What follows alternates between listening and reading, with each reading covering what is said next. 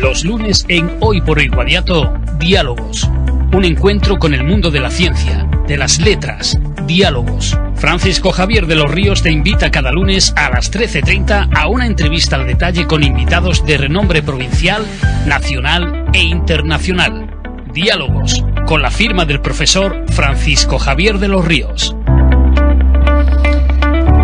Buenas tardes. Faltan 2 segundos para que sean las 1:30 de la tarde y vamos a dar comienzo a nuestro programa semanal de diálogos. Y hoy nos acompaña el doctor Juan Manuel García Ruiz.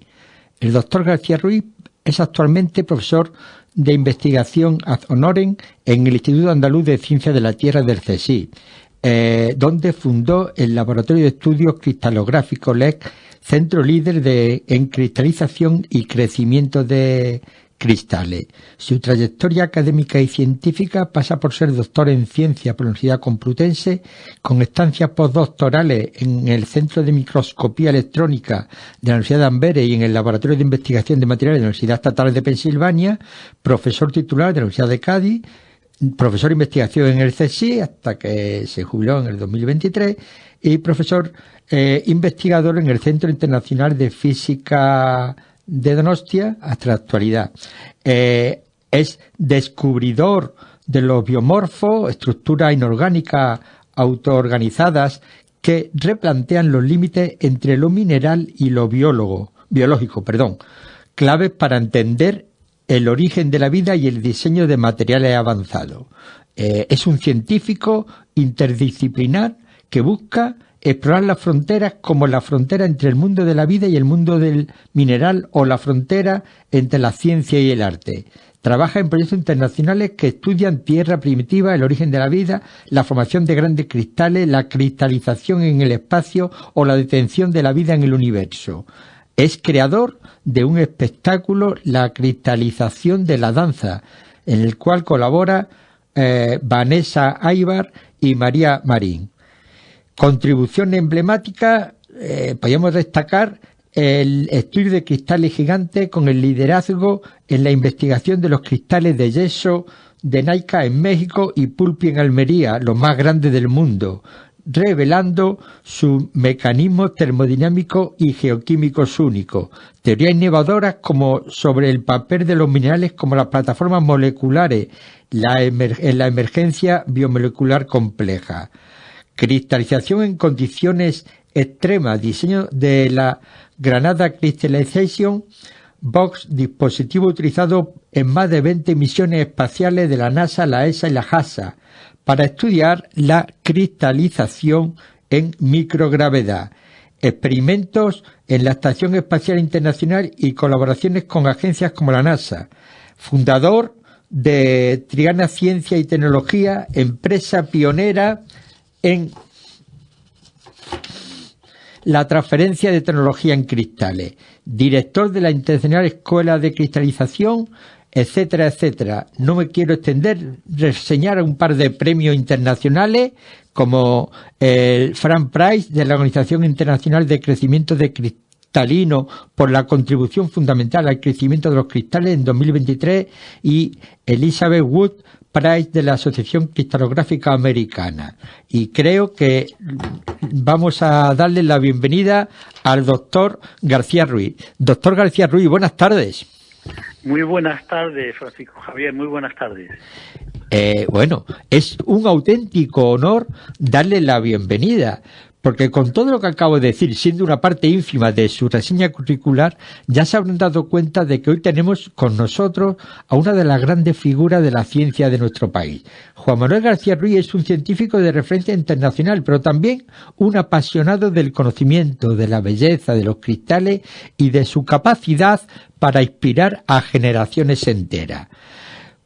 Hoy vamos a hablar de ciencia, sí, pero también de vida, de arte, de exploración, de educación, de cristales gigantes, de biomorfos, etcétera, etcétera.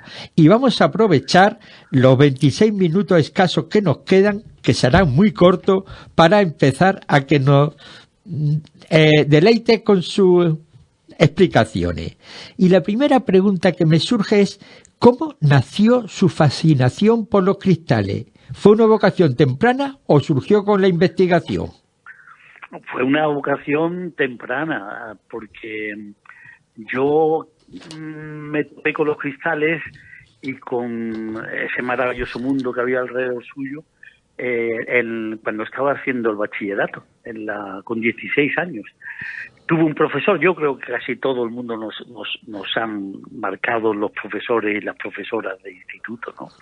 Y a mí me marcó un profesor, Pedro Tavira, que era un cristalógrafo, pero era profesor de la Universidad Laboral de Alcalá de Henares, allí donde hice yo el bachillerato, y entonces me pareció un mundo fascinante.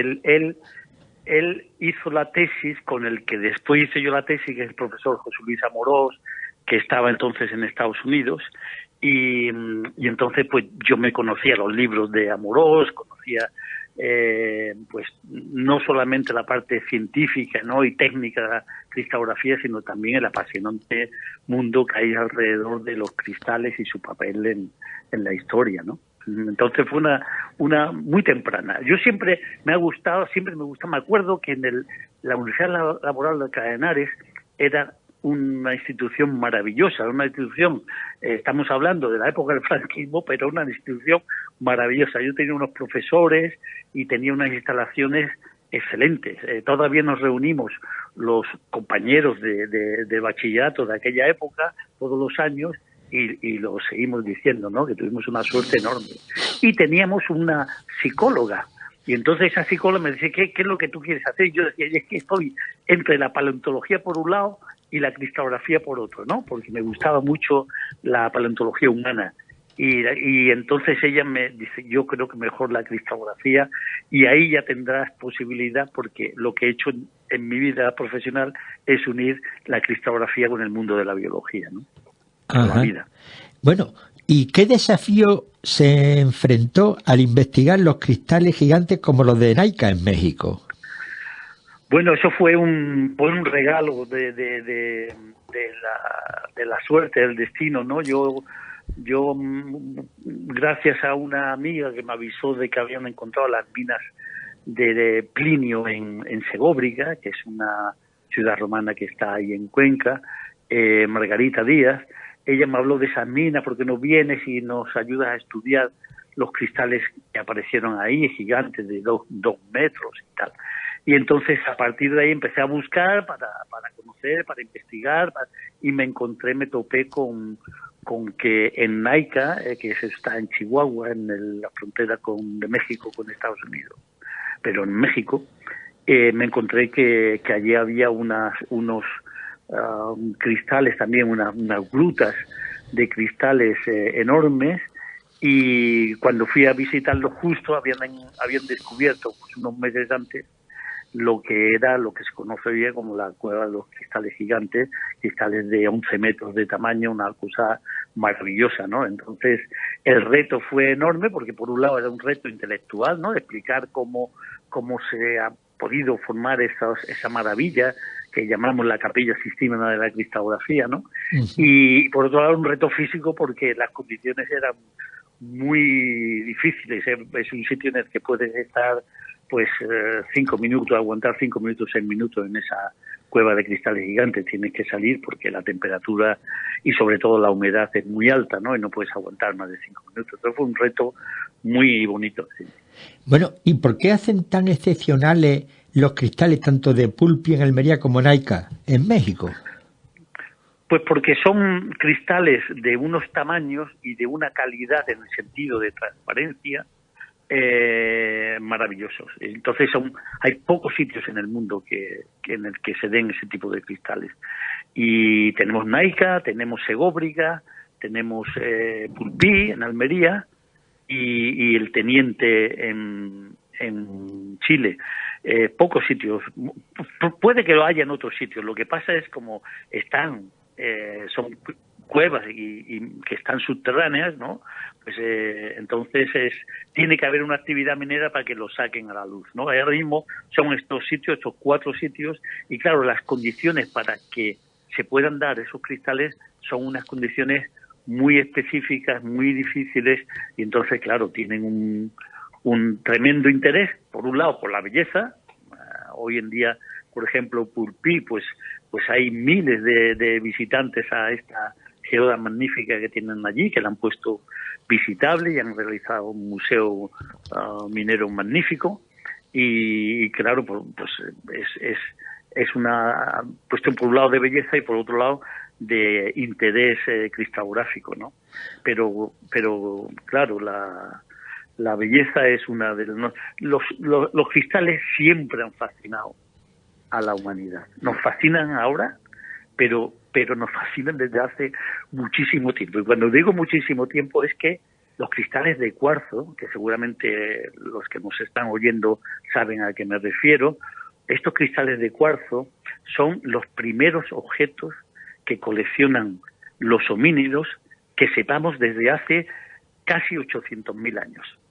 Los primeros objetos, que lo coleccionan además sin ningún tipo de utilidad, o sea, no servían para nada.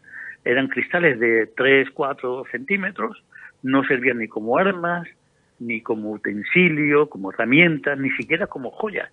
Simplemente, por alguna razón, les gustaron y los fascinaron y lo empezaron a coleccionar. Y es desde entonces, estamos hablando desde 800.000 años, tenemos una relación mental con los cristales que explica el por qué a muchísima gente no solamente les fascina, sino que creen que tienen propiedades mágicas. Hombre, yo creo que el motivo es la belleza de los cristales, por eso les fascinaría tanto. Pero bueno, también es verdad que los cristales, usted es geólogo y tienen que guardar secretos geológicos. ¿Qué les revelaron los estudios sobre esos cristales, sobre los secretos geológicos que guardaban? Pues mira, como muy bien dices, los cristales nos son pues una memoria de lo que ha pasado en la Tierra, ¿no? Entonces, hay cristales, fíjate tú, hay cristales de zircón, hay unos cristalitos de zircón. Nosotros, la Tierra tiene 4.500 millones de años. 4.500 millones, eso es muchísimo tiempo. Sí. Si te paras a pensarlo, es muchísimo tiempo. Es difícil darse una idea. 4.500. Bueno, los 500 primeros millones de años no hay ningún tipo de roca. Todo ha desaparecido. Porque por la subducción, por la erosión, es decir, no queda nada, excepto. Entonces, claro, es muy difícil saber qué pasaba en esos primeros 500 millones de años, que se supone que es cuando debía de haber aparecido la vida, pero creíamos que era un infierno, que aquellos 500 primeros años la Tierra estaba llena de volcanes, de lava, temperaturas altísimas, no había agua, un secarral, es decir, algo que no tenía ningún interés. Bueno, pues han aparecido unos cristales de esa edad, de esa época, lo que pasa es que están en rocas más recientes, pero se han medido y son de esa época, y esos cristales nos han descubierto un mundo completamente diferente de lo que habíamos pensado. Es decir, que hace los primeros 500 millones de años, al principio prácticamente de todo, después de la formación de la Luna, ya había agua en el planeta. Ya podemos pensar que la Tierra primitiva, esa Tierra que creíamos que era un secarral inhóspito, que no tenía ninguna actividad de tipo químico, prebiótico, para que emergiera la vida, todo lo contrario. Sabemos ahora que la vida emergió durante esos primeros 500 millones de años, que es el objetivo del proyecto que tenemos ahora nosotros sufragado por la Comisión Europea de Investigación. Bueno, usted ha dicho que le apasionaron los cristales desde una temprana edad, 16 años. ¿Qué sintió la primera vez que entró en una cueva de cristales gigantes? Pues mira, lo que sentí, euforia. O sea, la primera vez que yo entré en la cueva de los cristales gigantes, hay muy poca gente que la ha podido ver porque la cueva desde hace ya unos años está cerrada por la empresa que la tiene, pero muy poca gente ha podido entrar. Pero yo cuando entré la primera vez, pues me empecé a reír a carcajadas, es decir, porque de euforia, ¿no? De como yo ponía un ejemplo que es como cuando tu equipo gana la Champions, una cosa así, ¿no? Pues simplemente te vienes arriba porque dices, bueno, yo pensé, digo, bueno, esto yo no había pensado, es decir, yo me lo había imaginado. Lo que pasa que nunca pensé que yo eso lo podría ver. Pero entonces la sensación que tuve es una sensación de euforia, de alegría, ¿no? De el ajá de decir, por Dios, esto, claro que si esto es posible, el mundo mineral podía crear tanta belleza como la que yo estoy viendo ahora mismo, sí. ¿Y cuál ha sido? Sí, perdón, siga. No, y bueno, y me prometí a mí mismo, pues decir, tengo que desvelar el secreto de cómo se han formado estos cristales, ¿no? Bonito compromiso. ¿Y cuál ha sido el hallazgo más sorprendente o más emotivo en su carrera? Pues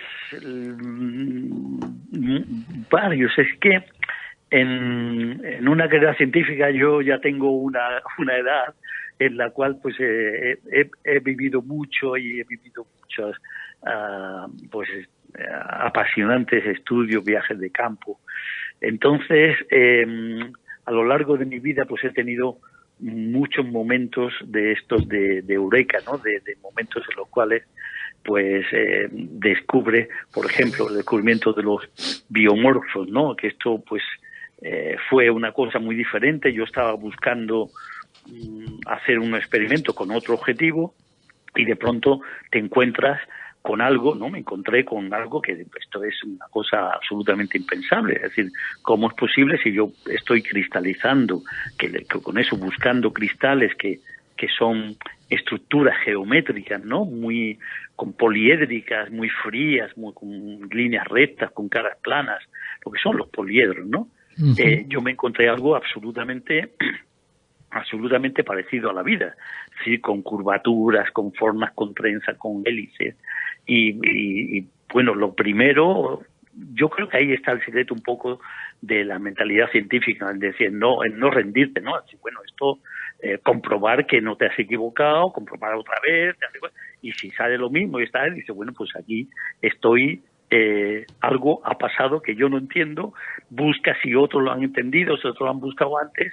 Entonces es todo un proceso que es un proceso maravilloso en el que poco a poco vas descubriendo cositas hasta que de pronto te das cuenta y dices, bueno, pues realmente he hecho un descubrimiento que puede ser interesante, por ejemplo, para detectar vida primitiva en la Tierra o en otros lugares del mundo, ¿no? Y eso fue el descubrimiento de los biomorfos, que todavía pues estamos trabajando con ellos, nosotros y ya muchos laboratorios en el mundo, ¿no? Bueno, ha hecho usted referencia a los biomorfos. ¿Qué son los biomorfos y por qué pueden ayudarnos a entender el origen de la vida? Pues mira, biomorfos son estructuras absolutamente inorgánicas, es decir, que no tienen ni siquiera materia orgánica, inorgánica, a estructuras minerales que muestran características propias de la vida. Por ejemplo, la morfología.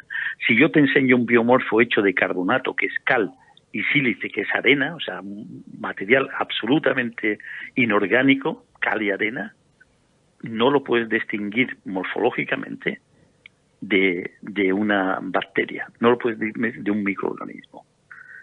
Es decir, son estructuras que a pesar de su origen abiótico, es decir, que no tienen un origen biológico, son capaces de imitar las formas y las texturas de los medios biológicos, de los organismos biológicos. Bueno, creo que también existen biomorfos en Marte. ¿Hay alguna forma de distinguir si eso es una forma de vida auténtica en Marte? Bueno, los últimos estudios que hemos hecho, que hemos publicado precisamente en enero de este año, son unos estudios que nos dicen que si al principio de todo, o sea, al principio del sistema solar, en muchos lugares del sistema solar, no solo en la Tierra, sino en muchos otros planetas tipo Tierra, planetas rocosos y en asteroides y en cometas, prácticamente se dan las moléculas que son los ladrillos, lo que se llaman ladrillos de la vida, los aminoácidos, los nucleobases, los azúcares, y estructuras biomórficas que son huecas, como vesículas, y que no las distinguiríamos de estructuras realmente biológicas.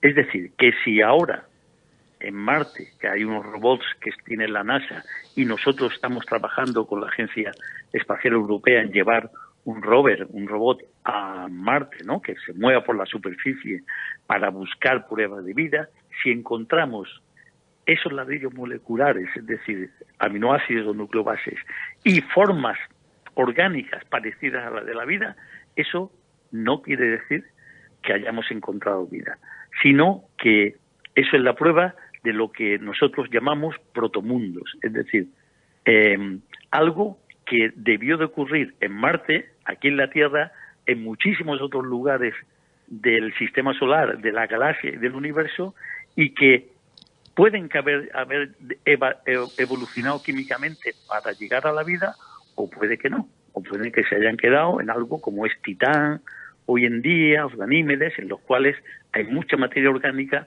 pero esa materia orgánica no ha evolucionado hacia la complejidad que se necesita para tener la vida que conocemos o un tipo de vida parecida a la vida que conocemos.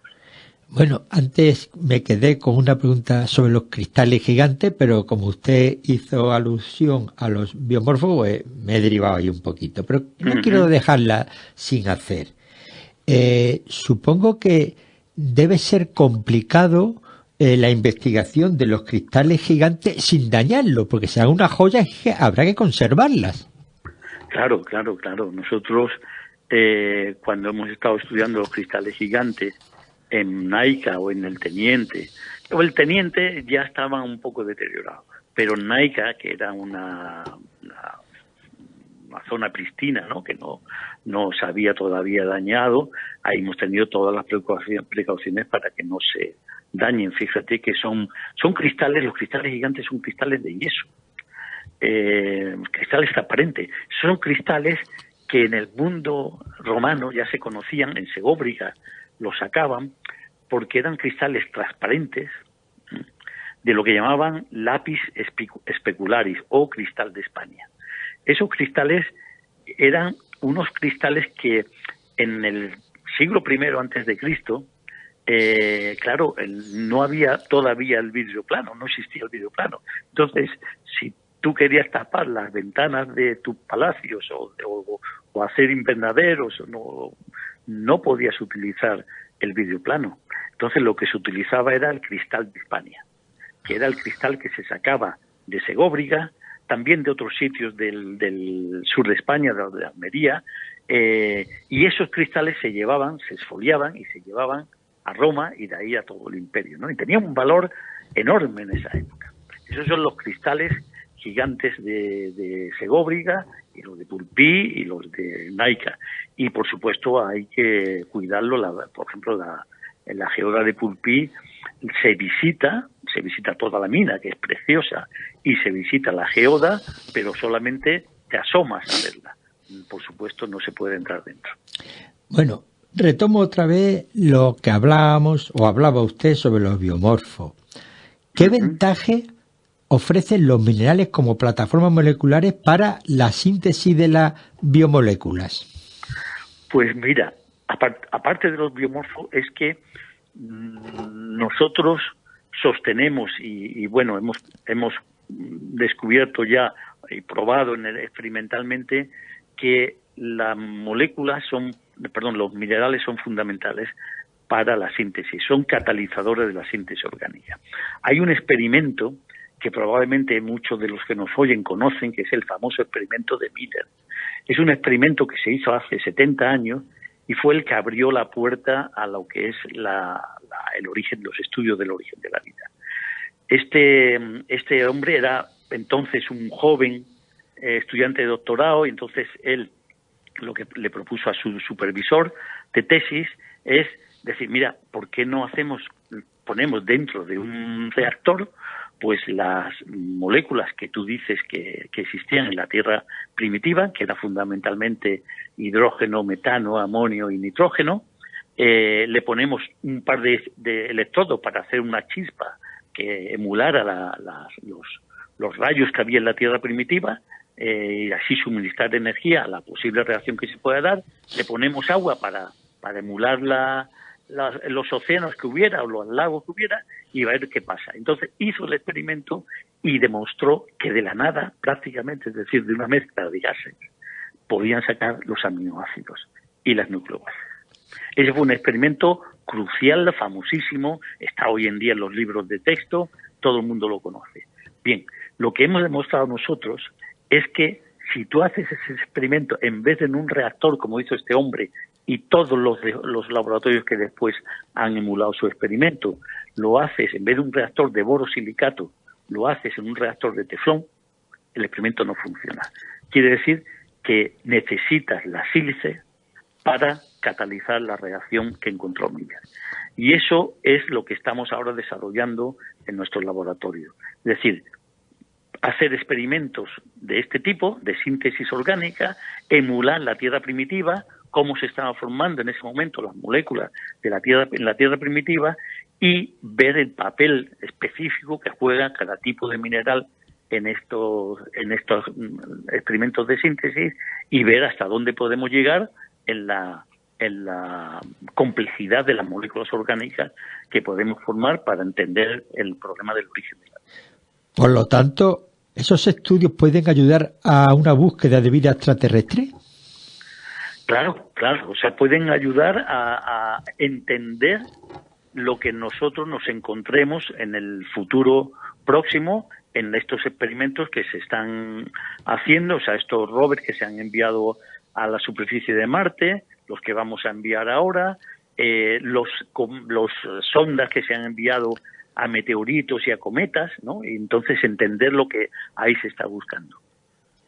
Entender lo que encontremos y conocer cuál sería el ambiente en el cual se produce la vida y por qué aún, aunque todo el mundo piensa que es posible, pero aún no tenemos ninguna prueba de que exista otro lugar en el universo que como en la Tierra haya la vida que conocemos. Exista la vida que conocemos. Bueno, yo pienso que eso que usted está reflexionando actualmente no tardará mucho en saberse mucha más información porque se va avanzando a paso agigantado. Pero me voy al momento actual. ¿Qué aplicaciones tienen los cristales en medicina, en tecnología o en energía? ¿Y cómo se traslada su investigación en cristalografía a la industria farmacéutica? Mira, los cristales es que tienen un papel fundamental en toda la sociedad del bienestar. Porque los cristales son, como dice, para la industria farmacéutica. ¿Por qué son importantes los cristales? Mira, son importantes porque cuando los fármacos, por ejemplo, si tú tienes un fármaco, la única forma de estar seguro de cuál es el carnet de identidad de ese fármaco es cristalizarlo y hacer lo que se llama un experimento de difracción de rayos X para conocer la estructura íntima de la molécula. Es decir, tú puedes decir, pues tengo, no sé, el ibuprofeno. Bien, pues el ibuprofeno es una molécula orgánica que la conocemos, pero dice, bueno, yo necesito saber cómo esa molécula orgánica está estructurada, o sea, está ordenada.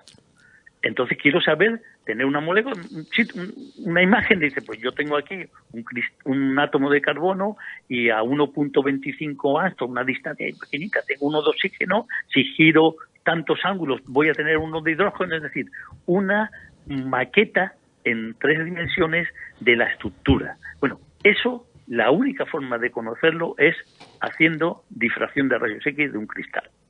Es decir, tienes que tener el cristal para eso. Entonces, todas las compañías farmacéuticas y todos los laboratorios que estudian en el diseño y la producción de fármacos, pues necesitan tener esa información. Y por eso yo creé el Laboratorio de Estudios Cristalográficos, que está en Granada y que ahora lo lleva José Antonio Yavida, y ahí lo que hemos hecho durante muchísimo tiempo, y lo siguen haciendo, es cristalizar fármacos, cristalizar proteínas para conocer la estructura interna de esas moléculas y poder desarrollar fármacos y poder entender cómo funciona la vida a nivel molecular. Es decir, los cristales son fundamentales para conocer eso. Doctor García Ruiz, está siendo apasionante, pero nos quedan 30 segundos. Yo, lamentablemente, me encantaría que usted volviese a participar en una segunda ocasión, porque creo que es muy interesante lo que está aportando. Y lo único que quiero ya despedirme es recordándole a todos los oyentes que el día 14 de junio se organizan en la Casa de la Cultura de Peñarroya una jornada de física cuántica cuyo principal promotor fue un dialogante paisano, Álvaro Tejero Moyano. Muy buenas tardes. Los lunes en Hoy por Hoy Guadiato,